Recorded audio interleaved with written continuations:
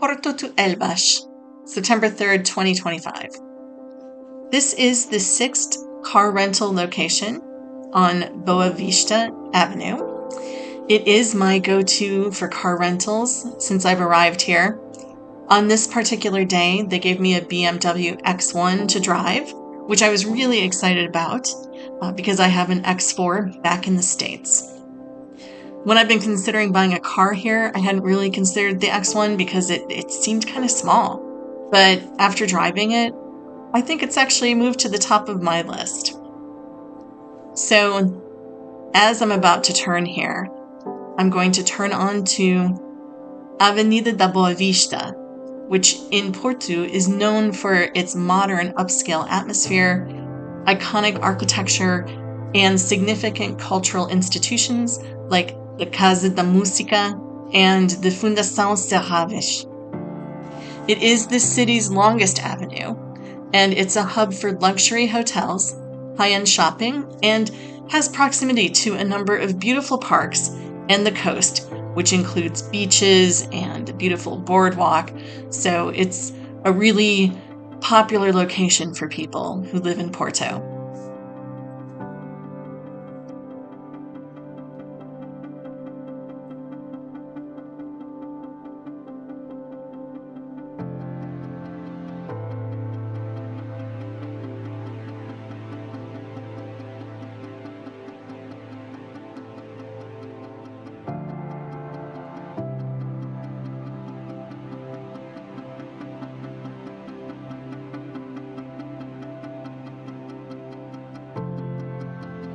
We have now entered my neighborhood. This is the Rua da Alegria, and as we're going down here, you can see that it is made of cobblestones that date back hundreds of years and are not exactly level. So I can tell you from experience, it is the same on the sidewalks, and it does make walking a challenge at times. You have to be kind of careful, most especially after it rains. It hasn't rained a lot since I've been here, maybe 2 or 3 times, but it always makes those sidewalks extremely slippery. So here I am turning onto my road, which is called Rua Formosa, and it is in the heart of the Bolao district.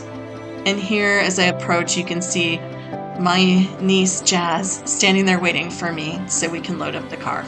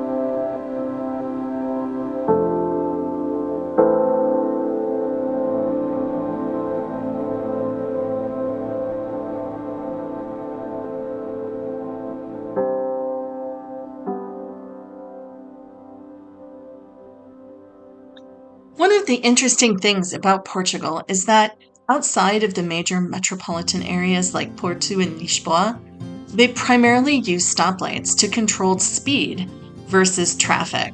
Little shout out to the mural here that I'm passing. You can see a lot of those in Portugal. In the secondary and tertiary cities, roundabouts are the primary method of navigating intersections. Driving here has been a bit of a process to get used to, especially since I come from a state where the very Minnesota nice people at a four-way stop sign often sit there forever as they try to wave each other through. And no one wants to go first because, we're very Minnesotan. I don't suffer from that. I'm never the last person sitting at a four-way stop. However, in Portugal, it's completely different. Here, it's every person for themselves, and you really need to pay attention. There are a lot of unspoken rules about the right of way, and if you break them, which I have, as I've been trying to learn these things, a honk of the horn and sometimes angry gesticulating will be the way that they deal with you.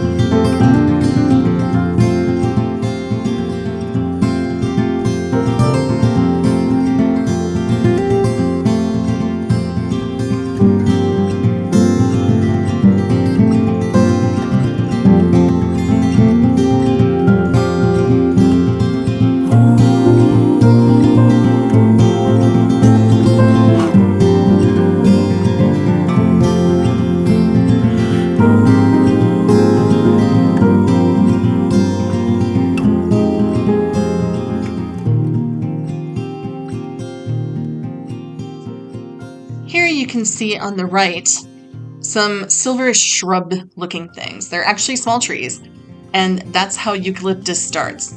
Eventually, it will grow into a full-fledged tree, which are the ones that you see around here. Eucalyptus is not native to Portugal, and it's currently a fairly divisive topic because of the many, many wildfires we've had.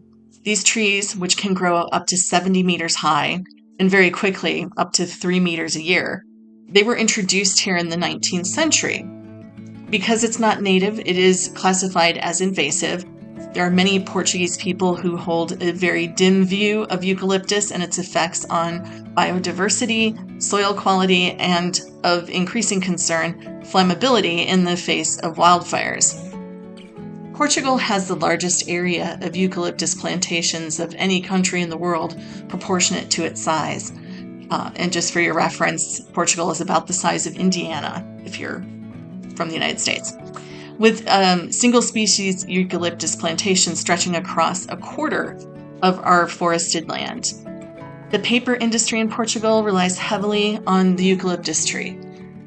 The industry itself dates back into the early 16th century. Over the years, the industry has changed appreciably in response to various political stances, economic realities, and technological developments. Today, Portugal has several major players in the paper industry, and they lobby hard against anything that is introduced legislatively to curb the use of eucalyptus. The Navigator Company, as an example, is located here in Portugal.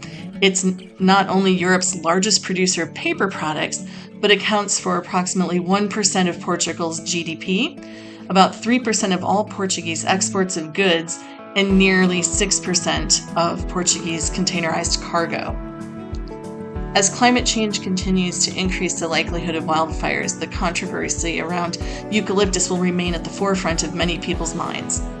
So far this year, 265,000 hectares of land have been impacted by the wildfires. I've driven through some of them and have posted pictures of them, which you may have seen. I've also seen a lot of burned landscape, and in this video, about 2/3 of the way through, I've included some video of Jazz and I driving through terrain that has nothing but dead trees after a wildfire had swept through it prior to our visit. One thing I do want to add about eucalyptus is I don't have enough words to describe just how incredible the forests and the mountains smell here. The warm pine mixed with the warm eucalyptus, it smells clean and invigorating. whenever I'm driving through the landscape like this, I have the windows down and a smile on my face because between the views mixed with the incredible scent, it is very delightful.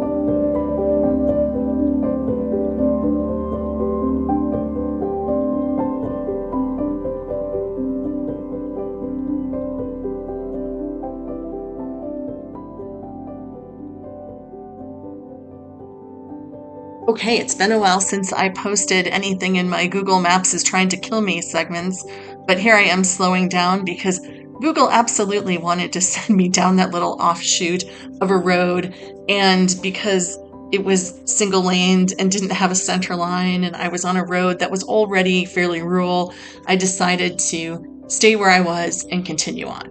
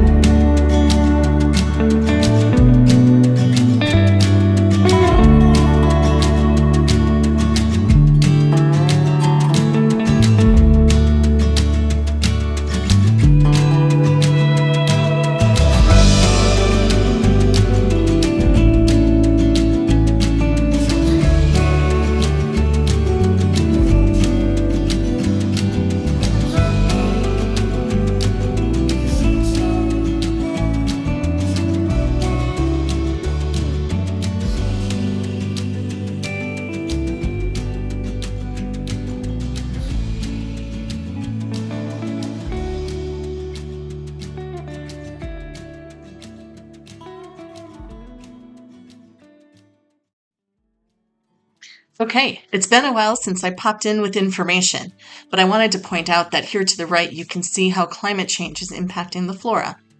In this part of Portugal, eucalyptus and maritime pine trees are the most prevalent.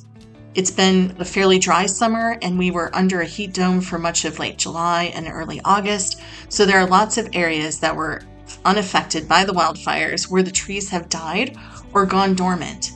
Over 35% of Portugal is forest.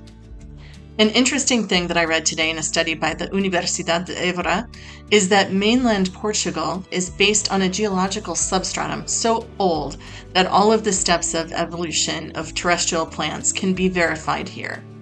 Since there is a terrain in Portugal that dates back to the Paleozoic era, which is 541 million to 251 million years ago, if you love science like I do, you might be interested to know that during the Mesozoic era, which for those playing along at home is 251 to 66 million years ago, the forests here were mostly composed of ferns and conifers. In the Jurassic period, from 201 million to 145 million years ago, plants with flowers appeared.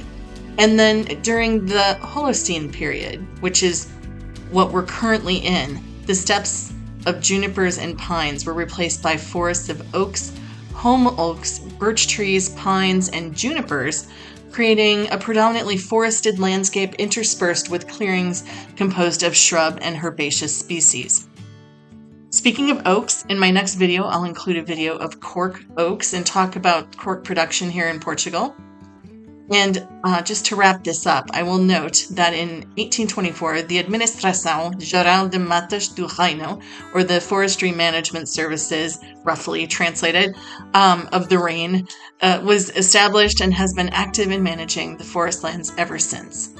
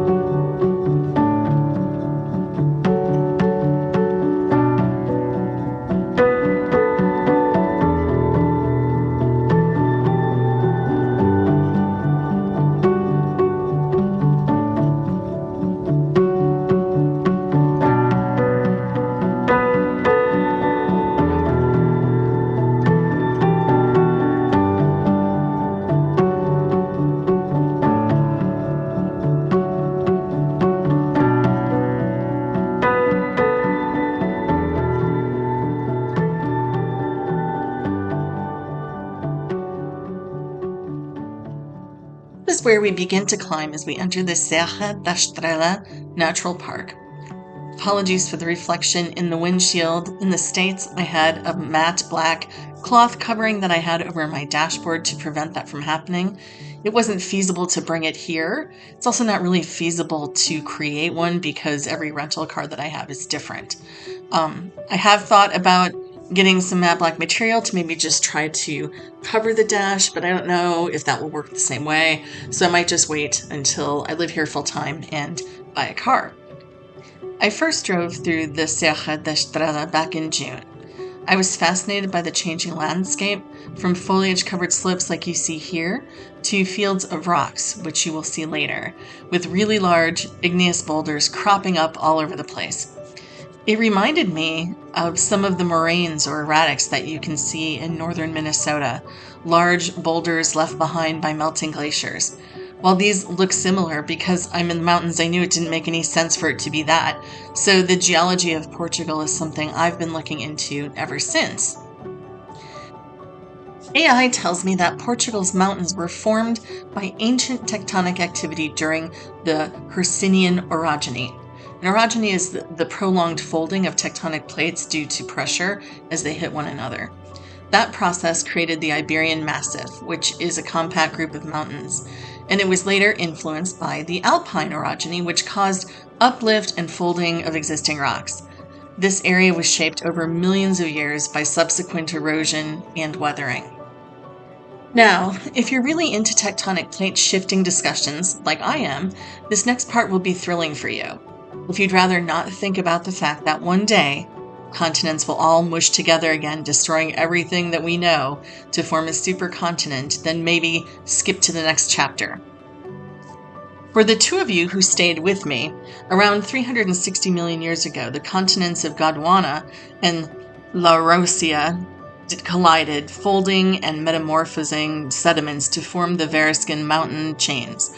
These were formed again during the Hercynian orogeny, the remains of which are now found in Portugal. The Hercynian orogeny assembled the rock blocks of the Iberian Massif, including granite, like in the Serra da Estrela, and schist in the Algarve and other ranges. The later Alpine orogeny, which involved tectonic movements associated with the formation of the Atlantic Ocean, caused renewed uplift and rearrangements of the older Hercynian structures, shaping the existing mountain ranges and creating new ones. In areas like Sintra, which I'll be including in my next video, and Monchique, which I've not been to, Alpine-era igneous intrusions of alkaline rocks formed during a period of continental stretching related to the opening of the Atlantic itself and creating unique landforms here in Portugal. Since we're still in the mountains, I'll mention that 18% of Portugal is mountainous. In this video, Jazz and I are in the Serra da Estrela, as I've mentioned. These are the highest mountains in continental Portugal.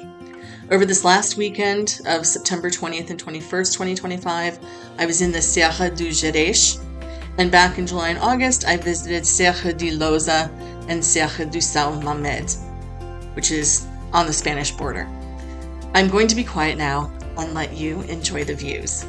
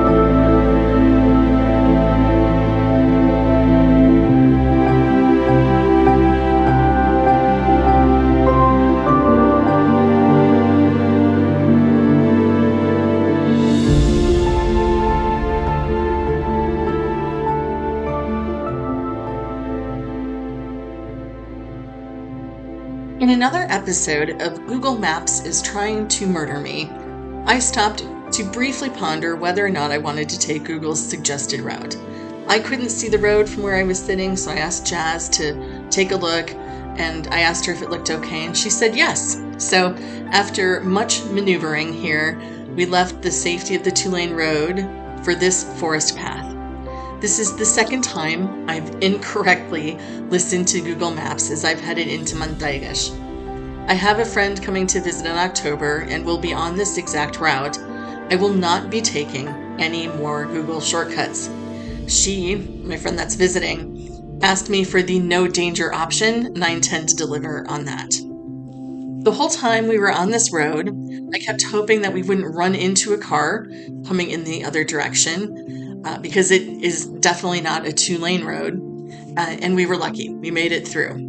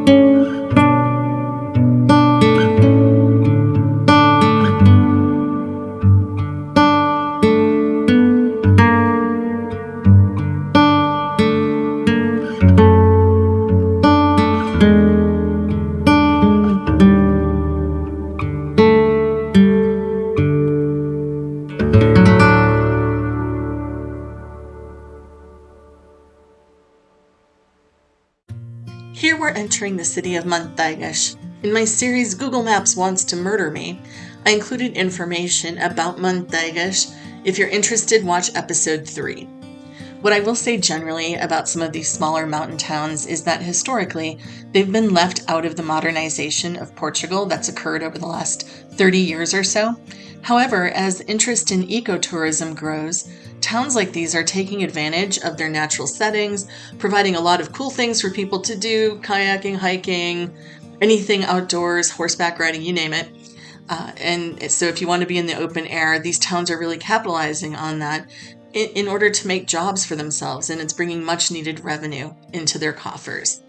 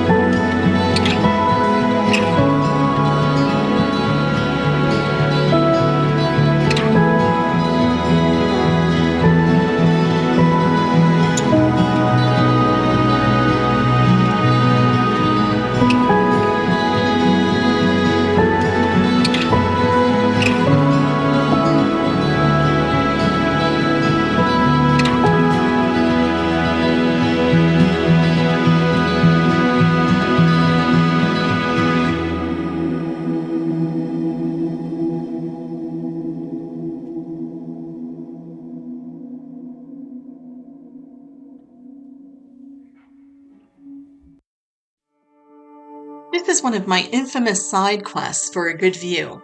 Unfortunately, my camera was not cooperating with me on the way up, so I don't have any video from that. But I do have video on the way down, as we're watching right here. And as many of my path journeys, I hoped we wouldn't meet up with another car. As you can see, the road doesn't offer much in the way of safety features, even when some might be advisable. Driving in Portugal is always an adventure, and frankly, it is my fault for going on these side quests. All in all, it was a decent road and there's no danger as long as you're careful. In an upcoming video, I will actually be sharing on here video of what was a fairly, I consider to be dangerous drive that I accidentally did, and I think it has cured me of some of my more adventurous side quests that I have taken for good views. Anyway, stay tuned.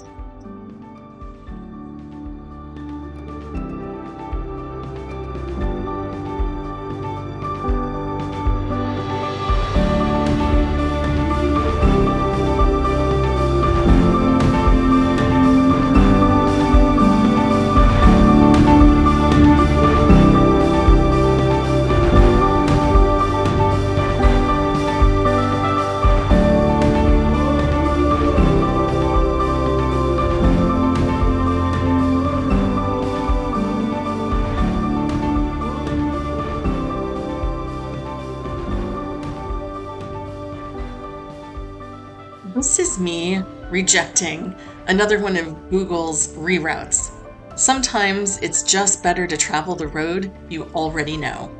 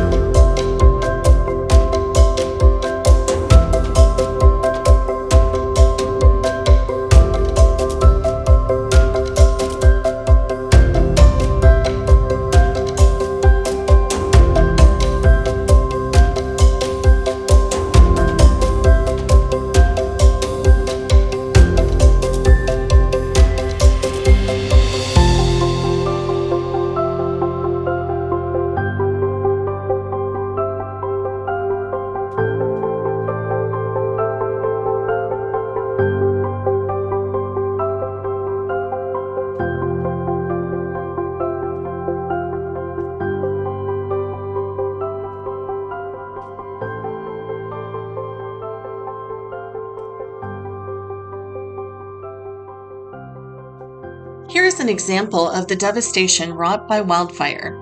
In this example, the fire left the trees and burned the brush, but the process itself killed all of the trees in the vicinity, leaving behind a dangerous landscape that could easily fall victim to wildfires again in the future. As climate change continues to grow and impact, Portugal and much of southern Europe becomes a tinderbox in the hottest months. One of the most controversial things here, beyond eucalyptus and its potential role in worsening outcomes, is how these fires start. Up to 24% of the fires started in Portugal are arson. There are known repeat offenders as well. The problem, according to much of the chatter I've seen online, is that the punishment for arson is not commensurate with the impact it has. This year, we've lost 3 bombeiros to the fires, as well as several citizens. Not only do these fires kill people, but they kill livestock, wild animals, many of which are endangered here, and they destroy farms, everything from vegetable crops to grapevines going back hundreds of years. Houses, churches, nothing is safe. The financial impact of the loss and the remediation of it is high. The cultural and human impact is also significant.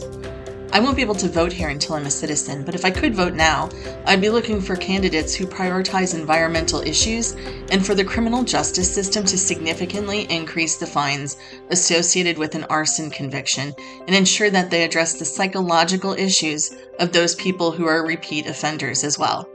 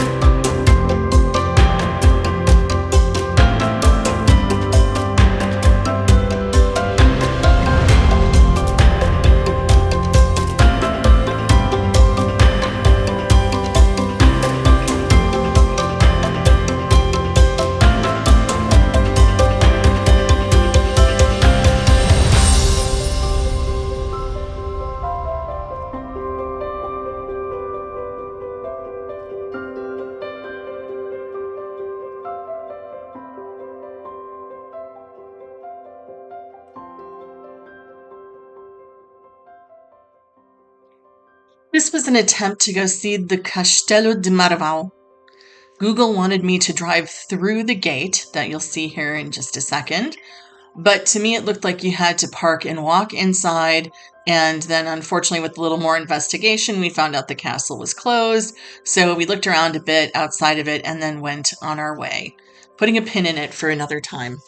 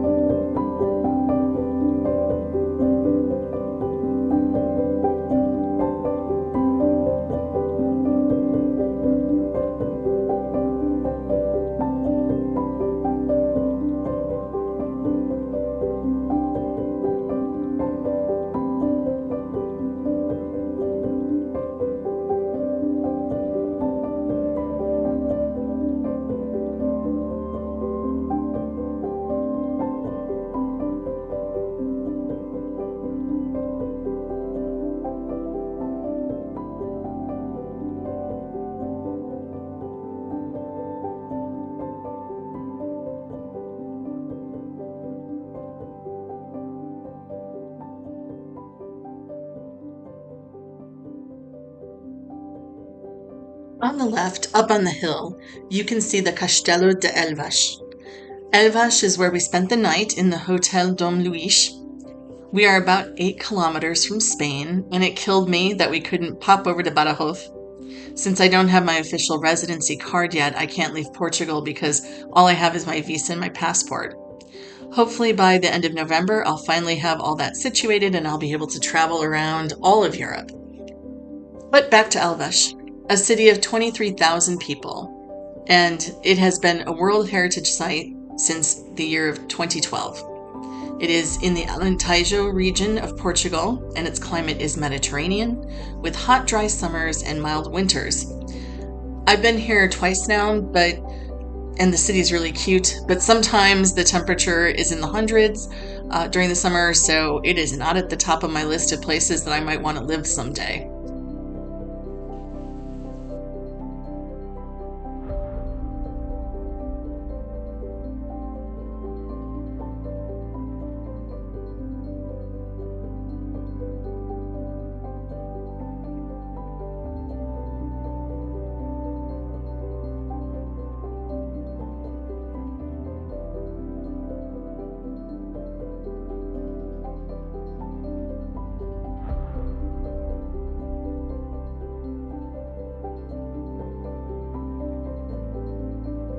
Here we are driving through the Amoreira aqueduct, which was built between the early 1400s and the early 1600s, with completion in 1622. Believe it or not, it is still the main source of clean water for the city of Elvas today. And that brings us to the end of the video as we pull into our hotel. Hope you enjoyed it.